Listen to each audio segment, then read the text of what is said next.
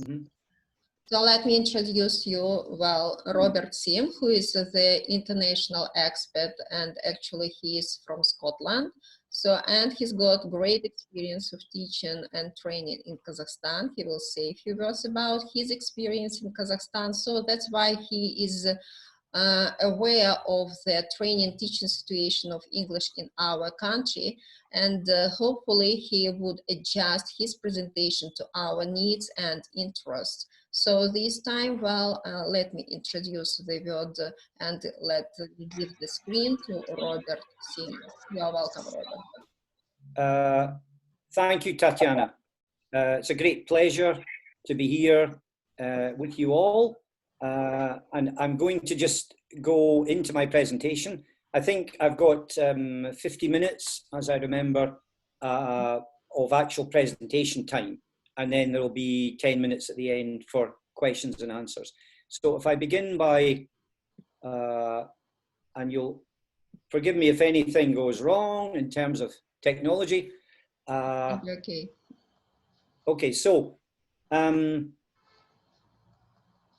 the topic today is, as advertised, blogging, digital literacy, and thinking skills in language teaching.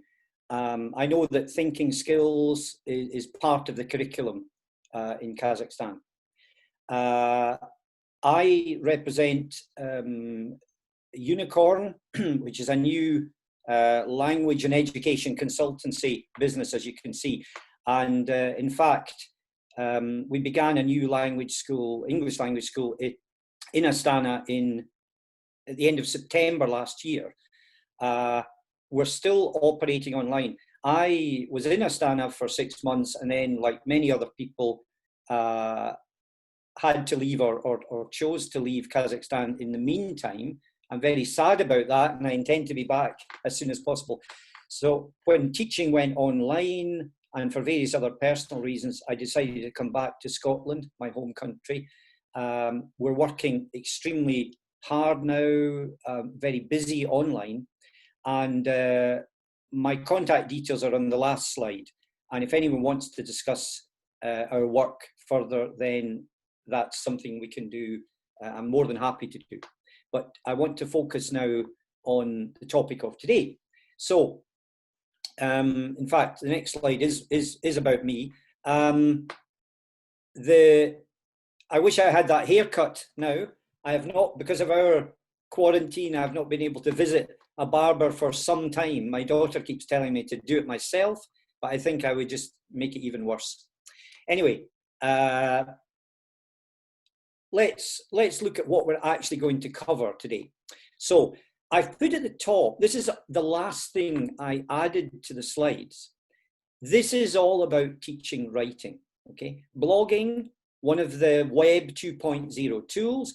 By the way, I'll make all these slides available to Tatiana. I'll send her the slides, so there's no problem. If you're worried about scribbling down everything, don't worry about it. So blogging is a Web 2.0 tool, but it's also simply a medium for writing. So Tatiana spoke about me having an understanding of the situation in Kazakhstan. You're all English teachers. Our main purpose is to develop student skills in the use of English, and that includes writing, which can be a challenge for many students. The expressive skills can be the difficult parts, the speaking and writing. So I hope that today, one of the things you'll be able to take away from today, I hope, is a way of teaching writing, or a medium for teaching writing that will help students. So we're going to begin by looking at what is a blog. We should define our terms.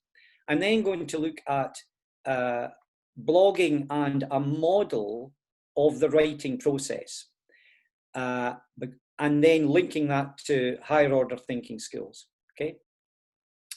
I'm going to have a practical part where I look at the use of Google Blogger. There are many platforms for blogging, and I'm simply choosing this Google Blogger simply because it's free and easy to use. I'm not saying it's the best one, and I want to touch on the whole question of, if you're teaching children, then there's questions about internet safety and so on. So we'll cover that. And finally, I want to look at what the research tells us about the impact that blogging can make on students. Because after all, blogging has been around for a long time now. I can remember when I was an education officer or advisor in Scotland. I was an English teacher for 20 years, then an education officer for 15 years. And I can remember at the beginning of my time as the education officer, the Scottish government put money into blogging. And that was about the year 2000. So blogging's been around for a long time. One of the benefits of that is there's been quite a bit of research done on it. So, you know, it's been around long enough for people to have researched it. So we have that advantage. Okay. And then finally, I want you to think about what's the takeaway from today? What's the main point that you will take away, hopefully, to use in your own teaching? Okay, so when I thought about how do I look at what is a blog, I looked at various different types of blogs, but I decided I would focus on one blog, okay, and this is one of the risky moments when I hope things will go right. So we're going to look at this particular blog. It's worked, hooray. So this is part of a Scottish government initiative. I hope you can see on the bottom right of my screen, SILT, S-C-I-L-T, Scotland's Centre for Languages, which is based in Glasgow at Strathclyde University. It's the Centre for the Teaching of Modern Languages. It's a kind of coordinating body across Scotland, and they've implemented many exciting initiatives. One of them, and I'll get this title wrong, we'll look at it later, is Global Language Learning, Global Thinking, I think it is. And the idea was, and is, that students in Scotland, and indeed in England, who are studying a foreign language must spend 1 year abroad in a country where that is the native language. And in this case, various students kept blogs, and they were linked, as you can see from the subtitle there, subheading, they were linked to different schools in Scotland, primary schools and secondary schools. So this student, Miriam, she's in France, learning French, obviously, studying French. She's from the University of Dundee, and she's linked with a primary school near Edinburgh. And this post, actually, We Can Still Learn French, is sadly about the fact she's had to come home, like me, to Scotland. I've had to return home to Scotland due to the coronavirus. I'm very disappointed, but at least I'm safe and so on. And she's talking to the students, talking to the primary pupils, who are themselves, of course, at the time she wrote this, mid-April, they were locked down at home, unable to go to school, learning online. So she's given them some tasks to do. If you do get access to this, she says, I've inserted a few tasks for you to do, and it's recipes and some colouring in and so on. What I want to do is look at a slightly more cheerful one, which is from Christmas time, Vacances de Noël, Christmas holidays, and she was visiting Grenoble in Switzerland, and she's talking to the primary pupils and saying, I want first to thank you all for sending me the Christmas cards you made. I thought they were all absolutely fantastic. Thank you for sending me your mascot. I love the beret. And she talks about visiting the town of Annecy. It's a beautiful town, she says, with picturesque views and so on. She sends photographs. We can obviously click on any of the photos and look at those. There's the lady herself posing by a bridge and so on. So, sorry, I've lost the... And then, again, photos of her friends and her having fun in the snow. Then she says, as usual, I include a little task for you all to do. Find at least 2 adjectives in French to describe the pictures taken of Annecy. Draw a photo of yourself, either by yourself with your friends and family. Label what winter clothes you're wearing in French. So her post is there. And then further down, a crucial part of blogs is the fact that people can reply. So it becomes a conversation. And the teacher replies. She says, thank you for your blog, Miriam. The children love seeing all your photos. The tasks were great. The children particularly enjoyed learning the vocabulary for winter clothing. We drew pictures and labelled the items of clothing, watched video clips, etc. Merci, au revoir, Marianne, the teacher, and primary 7. Okay, so what I'd like to do just now is ask you all for suggestions as to what, from that example, what you think are the key elements in a blog. You may be very familiar with blogs. They may be a relatively new thing. But what are the key elements, do you think, in a blog? Should people write in the chat or unmute themselves?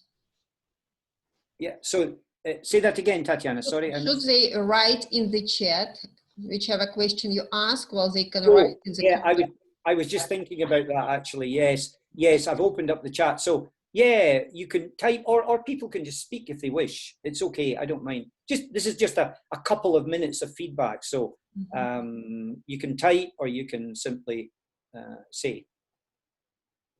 What are the key elements, do you think? So shall I read up the chat comments, yeah, for you? Yeah, I'm looking at them now, actually. Olga has said photos, introduction, words in bold, to emphasize terms. Yeah, good. Thank you, Olga. We can have photographs, personal stories. That's very important. Yeah. So it's a mix of media. We can have photographs. It's personal, and it gives people's opinions. Yeah, and the comments, of course, make it a kind of a conversation. Blog content in general, says Tatiana, is important. Yeah. So, okay, thank you guys. It was just to get a quick bit of feedback. Making the stories captivating is also a vital one. That's a very important point about the awareness of audience. Okay, if I can go back to my PowerPoint, is that coming up okay for everyone? Yeah, you can all see that. So here's the dictionary definition of a blog. Okay, a regularly updated website or web page. Now this is crucial because we're talking about Web 2.0. If you remember back, if you're old like me, you'll remember the first incarnation of the internet, the first lot of websites. They were designed usually by experts who coded them in HTML code, a kind of mysterious code that no other human beings understood. You had to pay them money to do it. And to change a website, you had to contact that person again and get them to recode it, even for a small change. The difference with Web 2.0 was suddenly we had new tools like blogs, which anyone could update when they wanted. So it's a regularly updated website or web page. And that's the point. You don't want to go to a blog and find the stuff is all centuries out of date. You know, I think someone said that in the chat. It's best if it's current and new. Typically one run by an individual or a small group, and you may follow blogs. I follow one in particular by one educationalist, Dan Willingham, who's a cognitive psychologist. I would thoroughly recommend him. But you know, there are many, and usually they are it's an individual's views. And this is the most critical thing of all when you think about teaching writing. It's written in an informal or conversational style. And you could see that there with the way that student was writing. First person pronoun, chatty, friendly, informal. What I wanted to say was that, we talk about the product and the process approaches to student writing. This is really as theoretical as I'll get about student writing. In the process approach, we focus on planning and redrafting in order to create a text. And in the product approach, we look at a text, like a newspaper article or an advert, and students imitate it. We analyze its structure and we imitate it. Blogging allows us to combine these two approaches because students, you can analyze a blog, as we did briefly there, with students. What are the elements? What is going on in terms of tone and register and so on? And then they can create their own. Okay, so that's an important point. Okay, now I said I was going to get, that's as theoretical as I'm going to get. I want a bit to introduce a couple more bits of theory before we look at a model for pulling all this together. Okay, so first of all, blogging is an example of digital literacy, and that was in the title of my talk. And it's important to understand, those of us, as I say, who are ancient like me, were brought up in one type of literacy, you know, the printed media, whether it be books or newspapers, that remained the same and was static. And there was no interactivity, really. When Charles Dickens was writing novels, well, he's not a good example because he serialized his novels and he knew what impact he was having. But mostly, you know, a poet or someone like that, they create something because they love to do it, and they're not thinking about the audience. The digital environment's different. So I've taken quotes from one particular professor of literacy and technology in North Carolina State University, but his ideas aren't particularly original or unique. So digital literacy can be divided into 3 sections: finding and consuming digital content. So that's what we do all the time when we, I don't know, read posts on Facebook or Instagram, news feeds, you name it. The second bit that I've highlighted in bold, creating digital content, and that's what blogging is about. And then thirdly, also communicating or sharing it.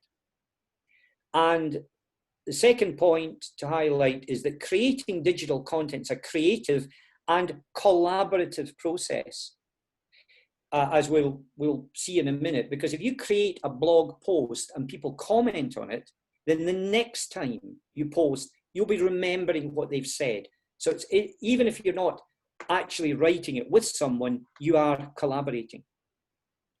And the critical point is this involves experimentation and risk-taking. If you put your ideas out there for other people to comment on, you're taking a risk. And you can be, at the same time, if you like that environment, you can be experimenting in what you say. So traditional writing can be a personal endeavor, but digital writing is generally intended to be communicated with others. And you can, as we'll see when we look at the research, this opens up exciting possibilities, not to get ahead of myself too much, because students traditionally would write for the teacher as the audience. Now we're looking at them writing for potentially the whole world, and certainly for their peers. Okay. So the other bit of theory, of course, is thinking skills, Bloom's taxonomy, which I know you're all familiar with. And here is a very, very familiar diagram. Okay, nothing new in that. So I wanted to, but if you want to remember what's there, you might take a photo of that page or something, just of that slide, to just remember what's there. So how can we, it's useful to pull this together in one model, if you like. And this is what I want to offer you today, as a way of thinking about this whole area that will link in with what you're doing in the curriculum with thinking skills. So what I've done is I've set this up as a model of writing. And as I said at the start, blogging is just another kind of writing. So I've put at the top of this table, the writing process brackets blogging. You know, you could have the writing process brackets writing poetry if you wanted, and how that links to Bloom's taxonomy. Now, in preparation for this presentation, I looked at lots and lots of models of writing, but actually the one that's used most often in the research, so maybe I should be looking at the chat as I go along, see people chatting, if there's comments. Thank you. I'm not, I'll keep this open and try and refer to it a bit more. My apologies if I can't address the oh, sorry. If I can't address the substantial points right away as I go along, I think your discussion, you're having your own discussion in the chat. That's great. So I'll just keep going.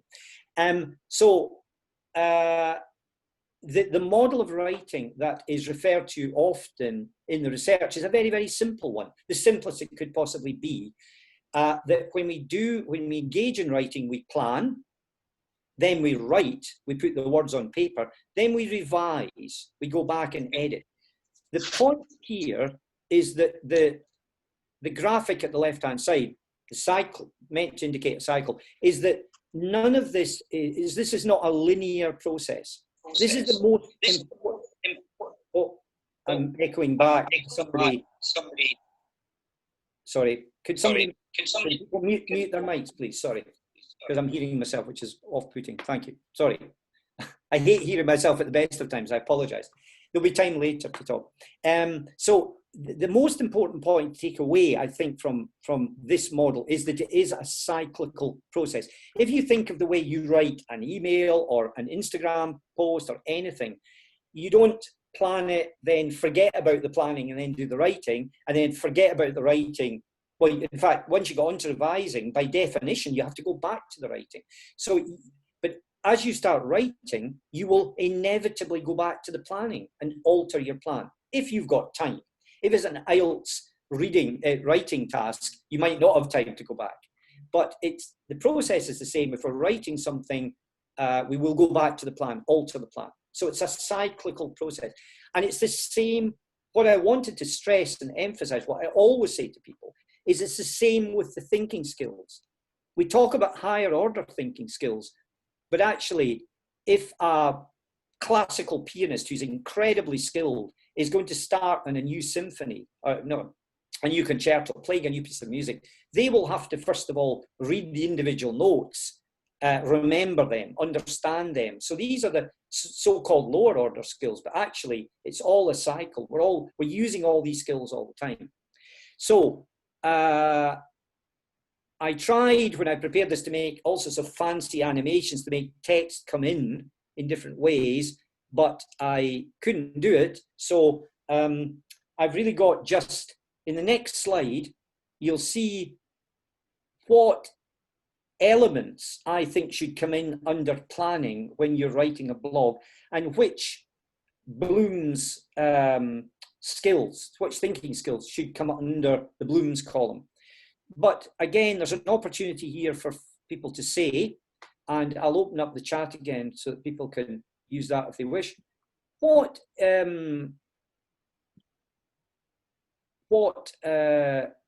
writing skills, or sorry, what elements of writing should one be thinking about under the planning heading when it comes to blogging? What should one be thinking about? And also, which thinking skills would apply to planning? Okay, so you can either chat or you can just say. I'll give you a minute or two for people to give me suggestions on that. Yes, there were a couple of ideas. Well, besides this planning, we will go back to these questions. So will you ignore this time? Yeah. So, but well, Robert has addressed the question to us about planning. So your ideas, please, in the chat. So to what extent this scheme works for blogs? Am I right, Robert? Yeah. Yeah. Well, let me actually give you a suggestion that in the planning process, I would expect in any piece of writing, actually, you would be aware of the register of the writing. We saw that it was very informal, you know. So if you're thinking about teaching this to students and thinking about it yourself, you would be making students aware of the fact that the register has to be informal. So which other elements of writing might come into the planning?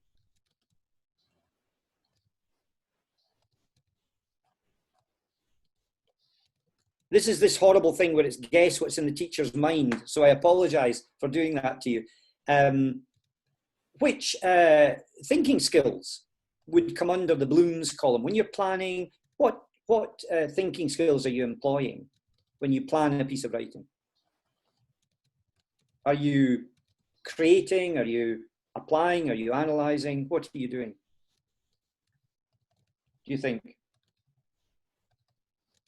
There's no prize for any answer, so please just say, thank you, someone's text. Yep, analyzing, creating, yep, evaluating, right. I'll show you my ideas, okay, and then you can laugh at me, all right? Creating, okay. So the point here, I guess, is that I keep doing that. Everyone will have a different view, and that's great. There's no right or wrong answer here, I guess, is the most important thing. So let me show you what I thought. Sorry, okay, I'll get this right eventually, folks, sorry. Okay, so here's what I thought, okay? So in planning, when it comes to writing, we're thinking about the register that I mentioned. The tone, which is going to be personal, and you can see that with personal pronouns. The vocabulary, what vocabulary are you going to use? It has to be appropriate to the audience. So in this case, this was a university student writing for primary age students, okay? So you have to use vocabulary that's not too complex and difficult. And then a crucial point, as I mentioned earlier, when you're planning a blog, okay, this might be the first one you've written, the first post as they're called, because there's the blog, and then within that, there's the posts, then the comments. But if you've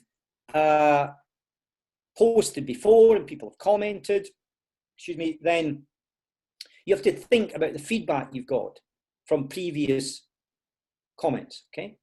So I thought the thinking skills that are coming in here are remembering, understanding, applying, analyzing. Now, as I say, I could see from the suggestions that people had other ideas, and there isn't a right or wrong answer here at all. It's just the fact that one can think in terms of the general model of writing, how it applies to blogging, and then the thinking skills that are being applied here. Because it's arguable that higher order thinking skills are applied at every stage. Okay, what I'll do is I won't put you through the question and answer thing again. Let's think about the writing part of it.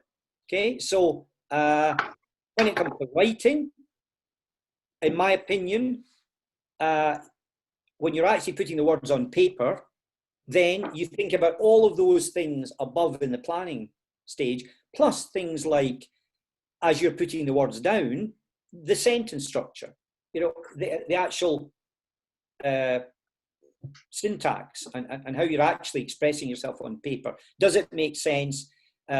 Is your sentence structure coherent? So on, varied, etc. But not to, again, if you think of that student writing for younger children, they wouldn't want to be writing long, complex, difficult sentences.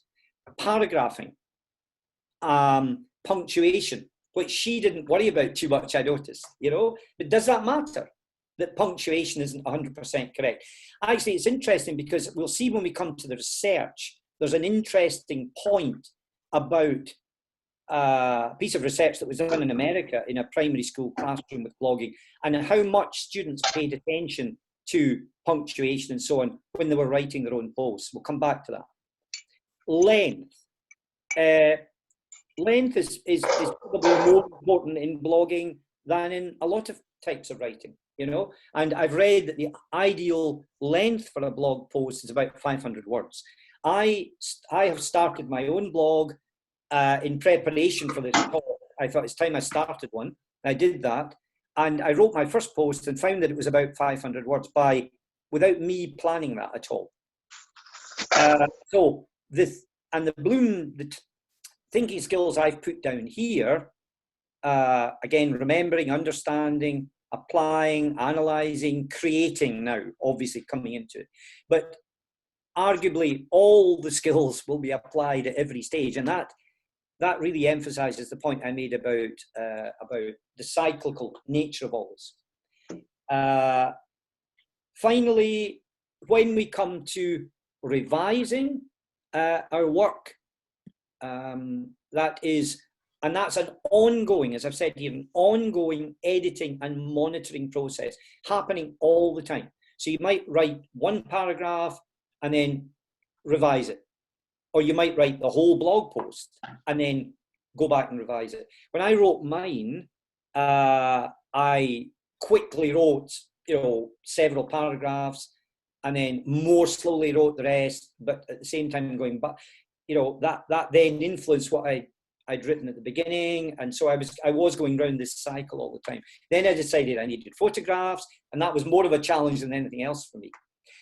And I've put in here simply the thinking skills of analysis and evaluation, as to emphasize those. But again, you can have all of the skills coming in here. These are just suggestions. The point here, I hope this model is useful, because it does tie together the writing process and thinking skills. I hope it is something that you can use. I wouldn't use it obviously directly with students, unless they're very, very advanced students, but it's something you can use perhaps to guide your own teaching. Okay, so now the most dangerous and risky part of the whole thing is I'm going to show you how to create a blog using Google Blogger. There really are many platforms out there, and in the slides I've got hyperlinks. There isn't time to follow them all up, but there's links here to something called quad blogging, WordPress. I haven't put a link in there actually, but WordPress is a very, very popular platform. Google Blogger we'll look at, and I've highlighted a link to some instructions on how to set up a blog, but I'll go through it with you actually as best I can. Now, when we come to the question of, I've talked about primary age students blogging, we've got to think about internet safety. We've got to think about what was said earlier about risk-taking. Now, the quote from the American professor referred, I think, to the idea that you're taking risks intellectually, but one should be exceptionally careful as teachers in thinking about, any age of student actually, thinking about their safety on the internet, what they say about themselves, what photographs they publish, and so on. That should be something we should really take account of. So there are, I would highlight the one at the end there, Kid Blog, which is an American company, and they provide blogs that can be only for one class or only for one school. So young children can be blogging, but it's secure. The outside world can't see what they've written. Now, the thing about all of these is they cost money. Kid Blog is a subscription service. I'm highlighting Google Blogger because it's free and very easy and simple to use.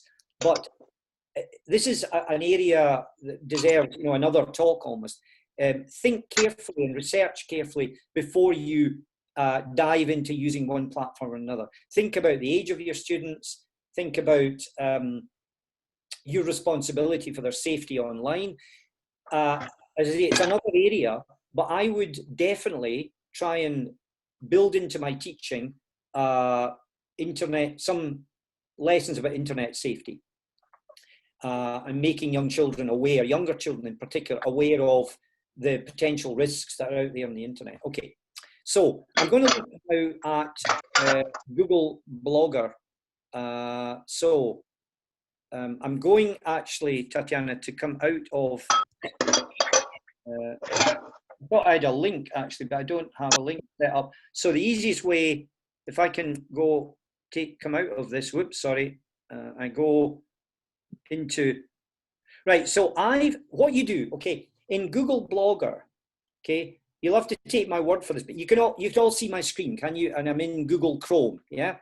Now, you'll be familiar with the fact that this matrix symbol up here, so I actually set up a brand new email account in Google. So I had to do this from scratch because I set up a blog before under my existing Gmail account, and I wanted to show you the whole process from setting up a new one. So I've set up a new Gmail account. But what you'll find, if you click on the matrix and you scroll down, you've got all the Google tools, okay? And one of them is Blogger, Google Blogger. Google bought this product years ago, or a number of years ago, from another company. And Google Blogger is a very simple blogging tool. It's not advanced or complex, but it is free, like everything else in Google. There can be a bit of a glitch with posting comments from Safari, I discovered. But all of these platforms have their pros and cons. You know, it's free, it's straightforward to use, and so on. So let's look at how we create a blog, okay? So I'm creating a new blog. I give it a title, all right? So I don't know, let's call it Scotland. And we click on next. And it helpfully gives us a web address, okay? You can add a custom domain later, but they will give you an address of your own. So I'm going to, and it'll tell me if it's available or not. So I'm not going to use scotland.com because that's probably already in use. Let me call it Robert Sim and just hope that that's not in use. Oh, blog address. Oh, I must have used it for something else. Okay, right. How's that? Great. Fine.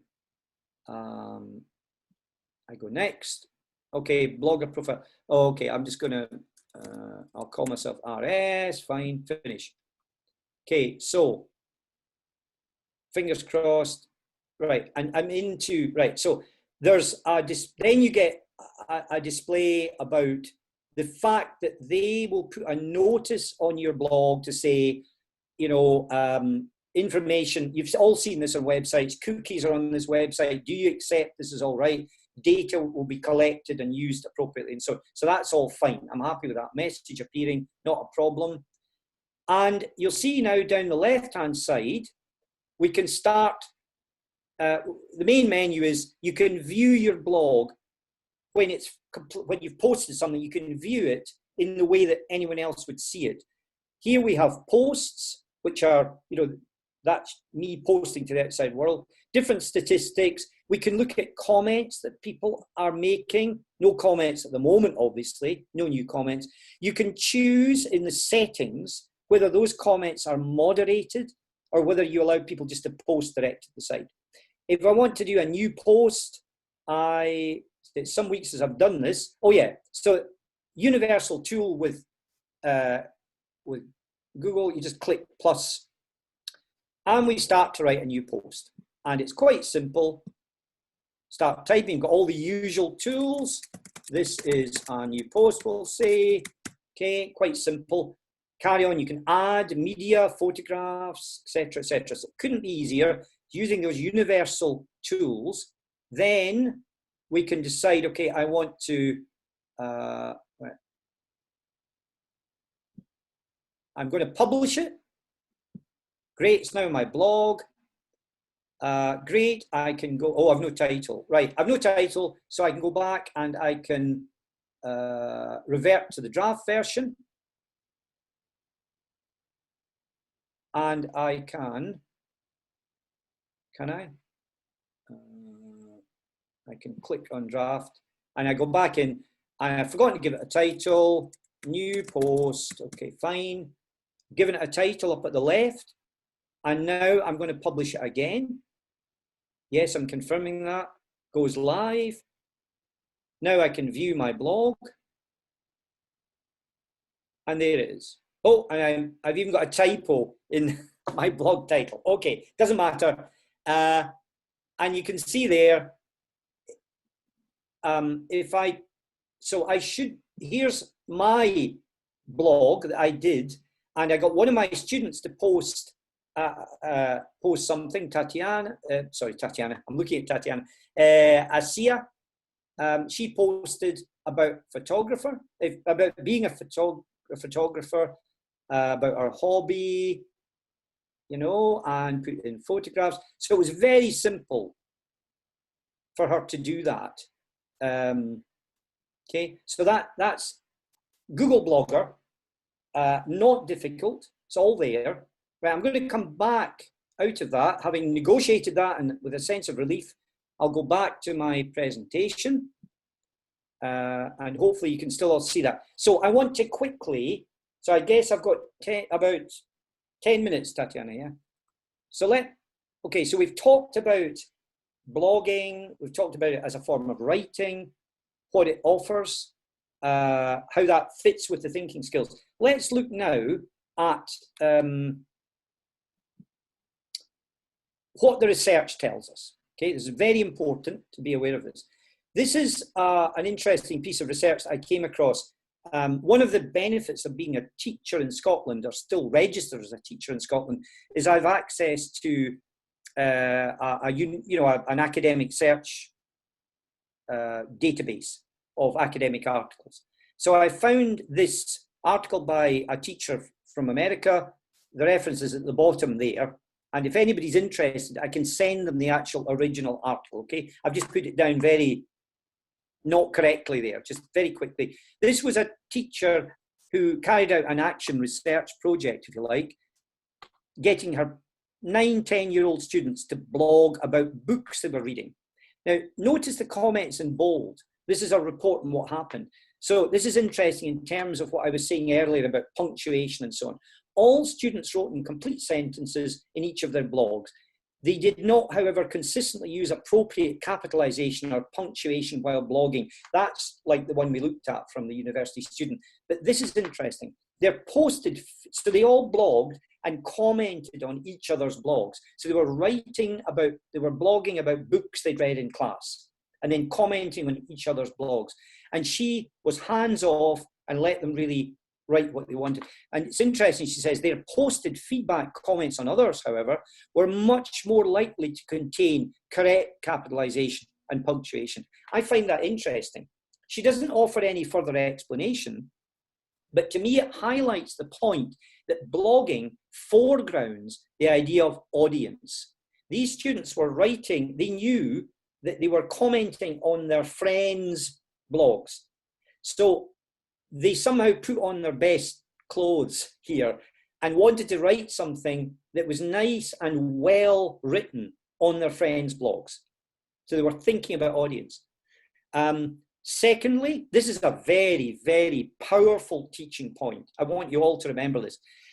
Without following any prompts, because teachers spend their lives, don't they, teaching strategies, techniques, and so on.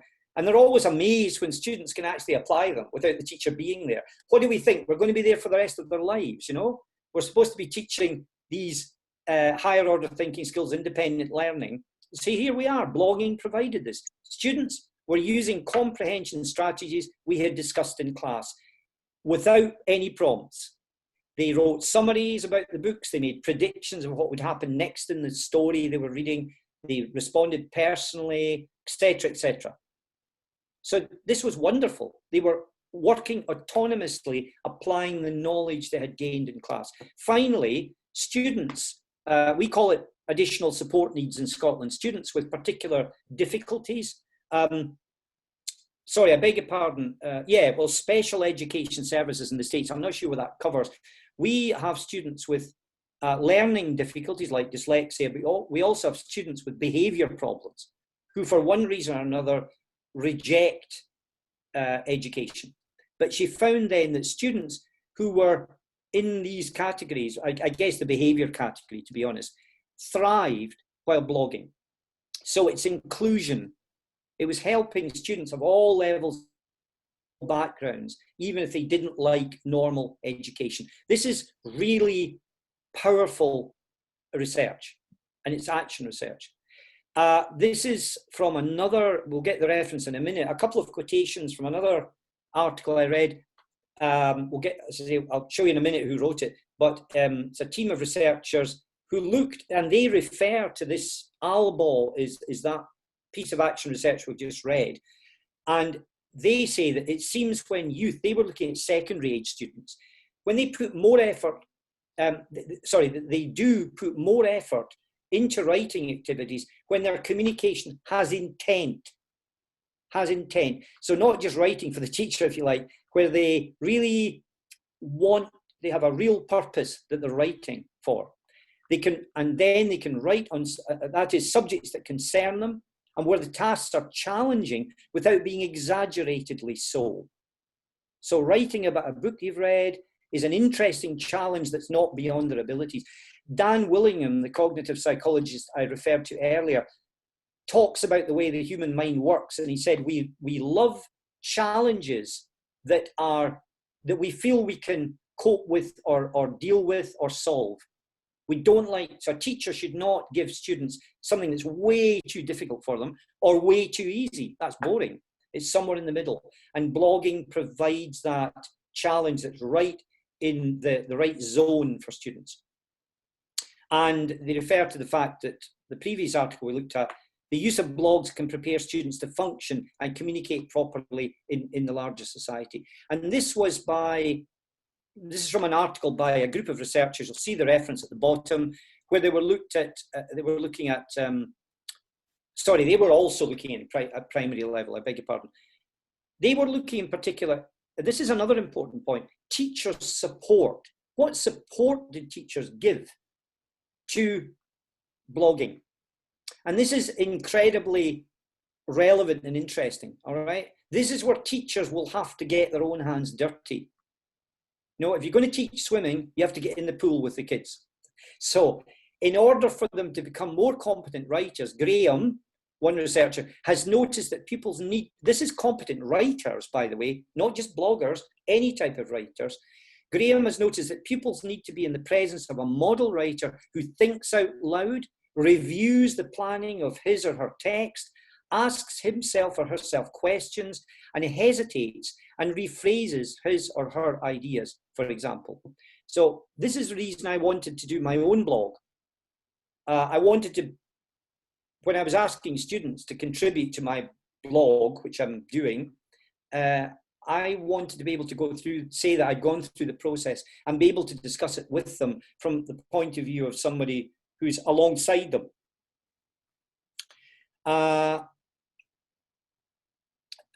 So it's good for a teacher to be doing a blog. It's good for a teacher to model the writing. Second really important point in this slide is that students produce better quality text when they had the opportunity to learn explicit writing strategies. So this goes back to the point I made earlier. If you think about the model of writing, what a blog is, what we're thinking about the different stages of planning, writing, revising. We've got to teach students about things like register and tone. This is where the idea of formal and informal language comes in, okay? And you can use that example, that blog I showed you, as an example to show students. They can identify the tone, the register, and so on, the vocabulary, the personal tone, informal register. They can also identify the mistakes, the failure to use capital letters, wrong punctuation or lack of punctuation, and one can discuss whether that is important or not in an informal piece of writing. So the teacher needs to be a blogger or a writer and demonstrate that to students. Here's my blog. This is what I'm thinking. I posted this at the weekend. Again, you've got to think about being appropriate yourself. And secondly, you have to teach writing explicitly, and that's something we all feel a bit uncomfortable about. Okay, I think I'm allowing now 10 minutes for yeah, same time rushes, yes, yeah. Robert. Well, I'm afraid, well, it's impossible to cover all the aspects about blogging, yeah.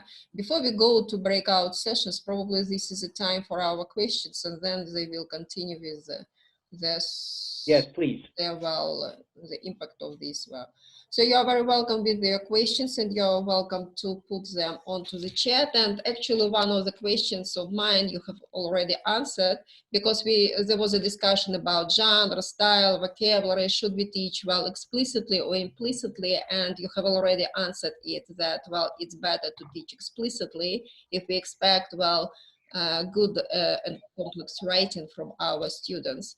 And well, good point about modeling writing, because, well, blogging is expected to, or blog writing is expected to be done in native language.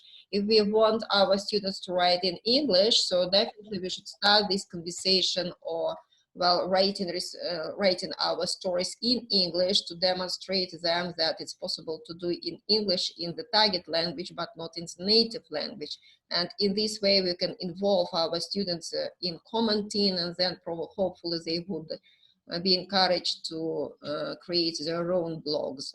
So there is another question from Olga. Well, is there any research on ethics of blogging and the risks of bullying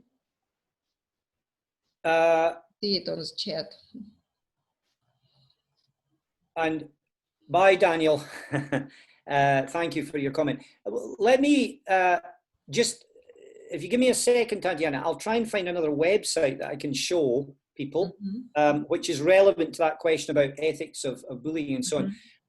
If I can just quickly, so it's not research, there probably is research on it, I've no doubt there is, but I wanted to show you, if I can find it. Yeah, so if I can again try and share my screen, Tatiana. Yes, sure. You're welcome. And do this. Scotland, the reason I'm talking about this, because I was acutely aware of this as an education officer, and Scottish teachers are acutely aware of it. And there have been some, you know, we all know nowadays that bullying has moved online, okay? My impression of Kazakhstan is that young people are much more respectful of each other, but that may just be my illusion, you know, and there is bullying at all levels. This is a website the Scottish Government set up called Respect Me, Scotland's anti-bullying service. And let me see, oh gosh, what's bullying? I'm trying to see if there's the bit about online. Guidance for adults, you know, but a guide for parents and carers. Training, oh gosh, resources. Actually, the training material, this may be of interest to you guys. You've got to have a password, all right. I could maybe try and get access to this. Actually, I could join it. But I'm just trying to see whether, if I go in here, bullying guide for parents, it may well mention about online bullying. Okay, and there's what, you know, what should you look for in terms of bullying? What should you do?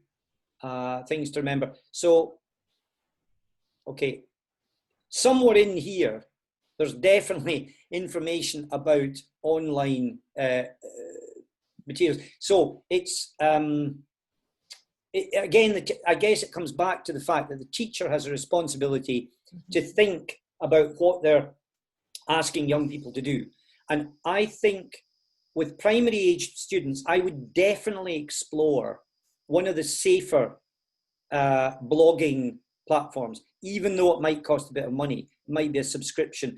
One of them, I think EduBlogs link schools in different countries. I actually, yeah, mental health, Olga's saying we don't speak about mental health in Kazakhstan. I mean, this is touching on another area, but I do know, and when I was in Astana in the winter, I went to a presentation on this, that sadly, Kazakhstan has a high level of adolescent suicide. But I mean, that's maybe going a little bit beyond our remit here.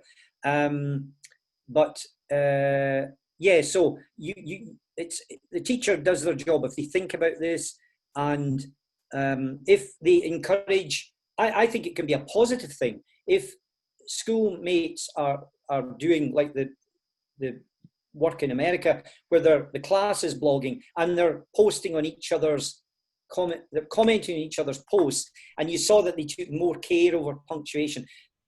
That care towards each other can actually be a very positive thing, I think. Yeah, I guess there should be kind of filters, yeah, so that only this or that, people can see, can comment, yes, on these or that messages. That's right. Yeah, and in this way we would provide safe environment for our students, yes. Another question of mine, relates to developing instructions for students. So I guess, blogging should be a kind of authentic writing. I'm afraid our teachers are, tended to give formal instruction. Describe your city, something like this. Yeah, it would sound like topic-based. How to avoid this and how to, set instructions for blog writing to make it authentic, but not just formal writing. Yeah. If there any recipe from you? I think, I think, Tatiana, the teacher has to be committed to it. They have to lead by example. And that comes back to if you are blogging yourself. But otherwise, you can look for, like the example I showed you from Scotland of the student talking to primary age students. It's very authentic, it's very personal, and so on. And I think by looking at examples like that, is back to what I said about product and process approach. Look at a product, find the right blog that's the model for what you want your students to do. I'm very happy, by the way, to stay in touch with people about this. I'm more than happy to work with colleagues who want to develop this aspect of their teaching. I'm not an expert, I'm not a world expert, but I'm happy. Maybe I can facilitate some small group work or big group work. If people want to meet on Zoom, then we can discuss this. We can share ideas. I mean, you know, sharing. We all learn from each other. You know, so if people want to take this forward as a project, then I'd be more than happy to say have a meeting on Zoom, say, I don't know, once a week or once a fortnight, once a month, where colleagues can work out the recipe for themselves, if you like, by learning from each other. I'm more than happy to facilitate that, if that would help. It would be a kind of research because, well, we shouldn't transform these blogging into formal writing, into another exercise for students. It should be motivating, engaging, but again, well, teachers should be aware of the task objectives, why they set, but this or that instruction. But it should sound for students like, well, interesting, exciting, and true to life, but not just describe my city. I know. Tatiana, if I can refer back to the blog I showed you, the unicorn one, that I set up. And I asked my students, now, Asia, I haven't asked her permission to show this, but if I can, I'm trying to find it again, sorry. Where is it? I don't know if I can find it now, can I? No, I was on it, sorry, there we are. Asia, she is not a school-age student, she's a bit older, and I asked her to do this. I said, would you like to, I was asking several students to write, and she was the first person that completed something, and she said to me afterwards, so it's not long, but it was very personal, about a hobby that fulfills her and it's really close to her heart. She said to me afterwards, she said, Robert, that was an amazing experience. Writing the blog the post was an amazing experience. It really made a difference to me. In this respect, there is a question from Tatiana, how to motivate students to share their post opinion because they seem to be reluctant to write anything at all. Would you agree with this, well, situation with us, that students are reluctant to write anything? So is there any possibility to motivate them? And is it true to blogging? I think blogging helps with the motivation. As you saw from the American project, students were so motivated that they used the techniques the teacher had taught them without having to be prompted. I think it's about setting up the right context. I want you all to write a blog about, you have to find the right subject, of course. I made my blog entirely open and said you can write on any subject you like. So you could have a class blog where you say, okay, you can write on anything, except you have to probably monitor it before it goes up. Or you can take a topic like what we're reading in class. I think the main thing is for the teacher to be positive and encouraging, not to say, I'm grading this, you know, or I'm going to be correcting every single mistake. You could say, look, this is, I want you to express yourselves, I want you to have fun. I think if you encourage that among students or get I would seek their views. I want you all to blog. What would be a good subject to blog on? And get their views. Trust the students, you know, in this, because we all know what it's like. You know, we know that if you think of physical activity, okay, we all perform better in sport and activity when our muscles are relaxed. You know, if you're tensed, you can't do anything. So you've got to get them to relax. You've got to get them to enjoy themselves. Find something that will motivate and interest them. What are they interested in? Actually, at the moment, with the sad situation of, we're still in some kind of lockdown here. And I think Kazakhstan maybe, from what I can see, maybe going, we've got the opportunity to really maximize and focus on online work, right? So I think it's up to the student, up to the teacher rather. There isn't a one size fits all answer here. It's what, you know, your students, you know, your own interests. You've got to transmit that feeling of enthusiasm to them. This is fun, this is enjoyable, and then they'll do it. Yeah, and teachers can pretend that they don't know something and ask for a piece of advice from their students. Yeah. But in my opinion, these options, and these tools like,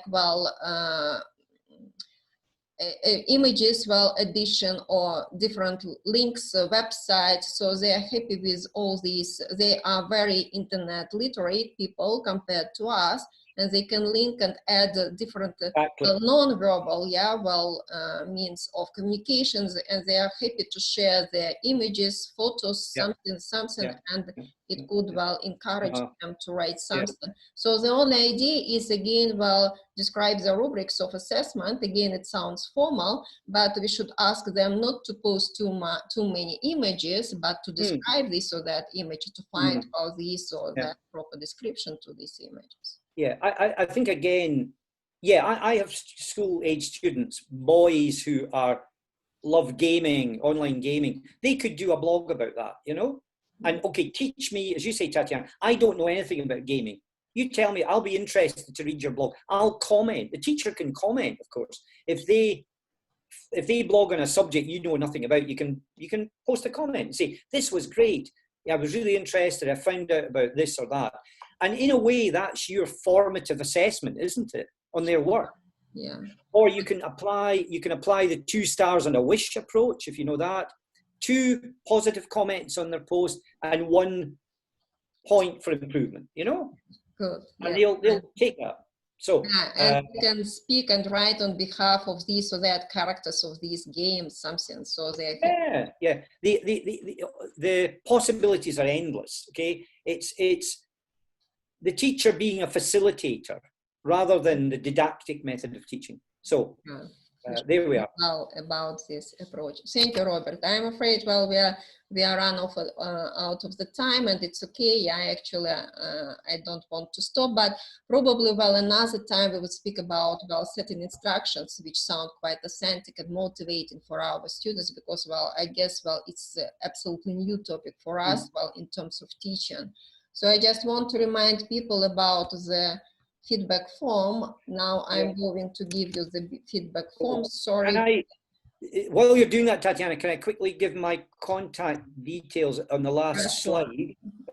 Sorry, which I will do now. We will miss one. So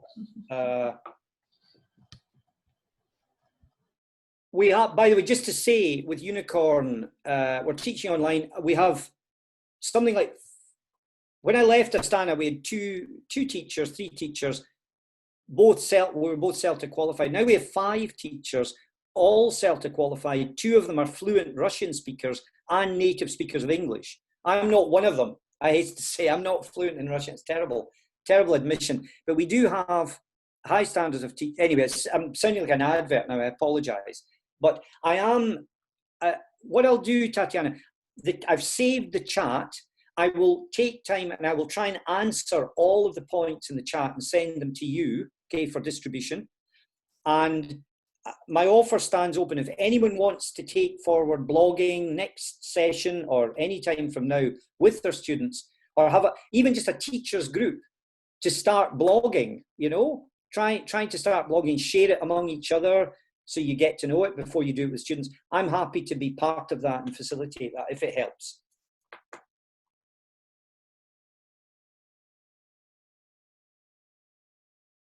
Thank you so much. Yeah, I guess we will come back one day, to this topic as well. We'll see, what people put in their feedback forms, and if they would be happy to continue. So probably another time we will arrange special, probably webinar, probably sessions, because, I guess it's a huge topic. Starting with how to start, how to run the technical issues, and how to set this or that instructions, and in terms of assessment as well, definitely. So it's a huge topic.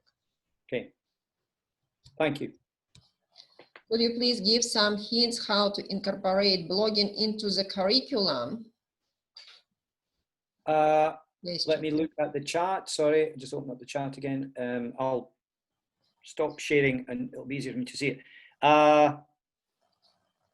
Yeah, I think again, I think when you're doing, it doesn't, well, it's writing, as I've said earlier. So when you could, for example, I guess, start from you could start from either end. You could say, I want us to do to start a blog, and the blog could be in any subject you like. You might do that with older students. You could take going back to that American example where the teacher said, okay, we're reading a book in class, and instead of writing, answers to a worksheet or writing conventional exercises for the teacher, I want us all to keep blogs with our thoughts about the book. So if you're reading, I know you perhaps aren't doing that, but you could take a topic that you're covering anyway. It could be, I don't know, perhaps you're talking about, I'm trying to think, it could be hobbies. Hobbies is a typical topic, isn't it, in English language course books. Okay, let's start some blogs about our hobbies, okay, that other people can comment on. So the point being that they interact with each other.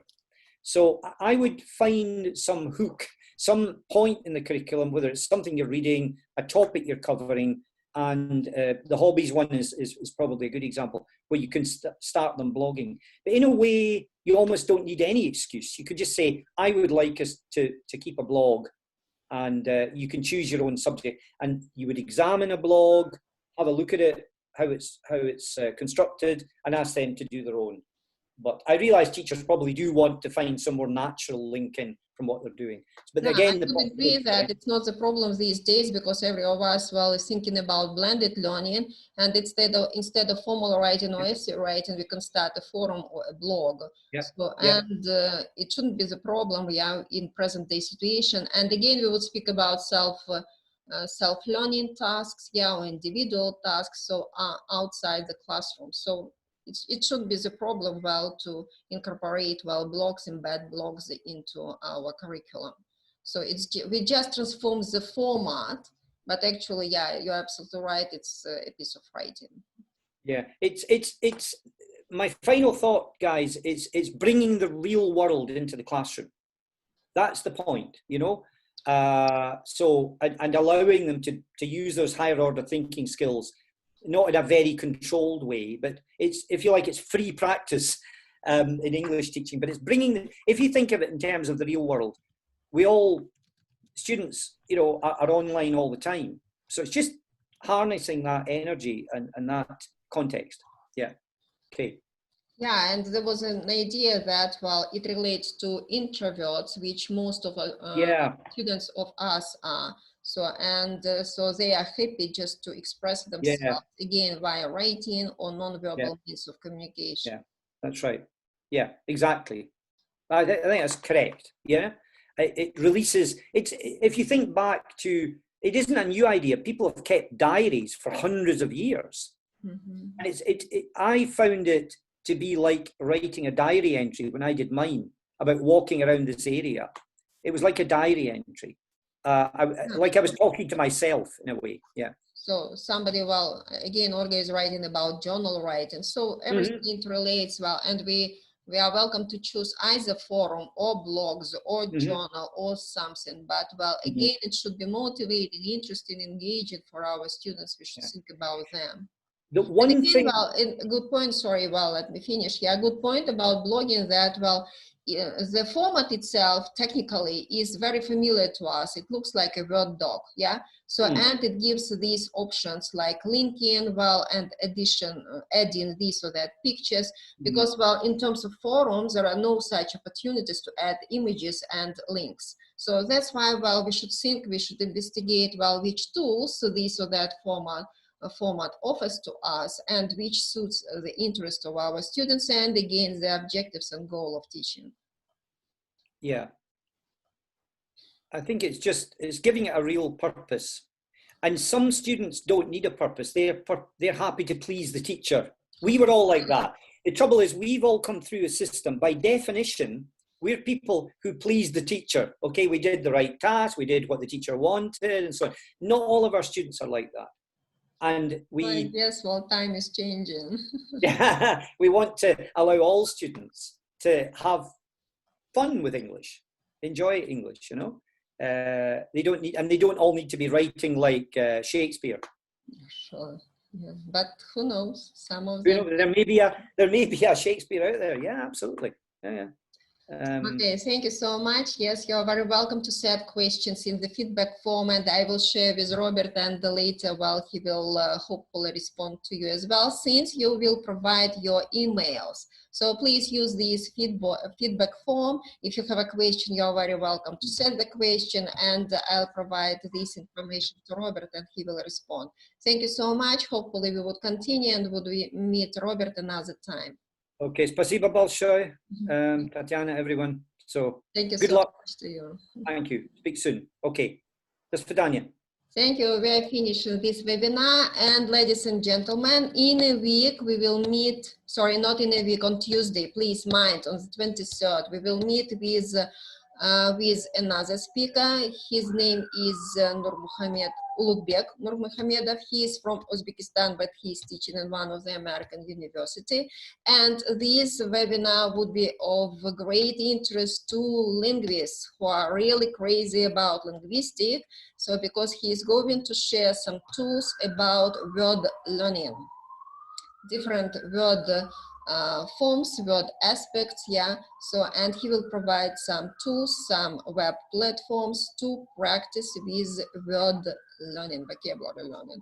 So he's again, well, experienced, and again, well, his toolkit of this word learning is amazing. So you're very welcome on Tuesday, please mind at 5. I will give this information via emails. Svetlana, hello, happy to see you, but we are finishing. Thank you so much. Okay. See you on Tuesday. Thank you. See you. Bye-bye. Bye-bye. Bye.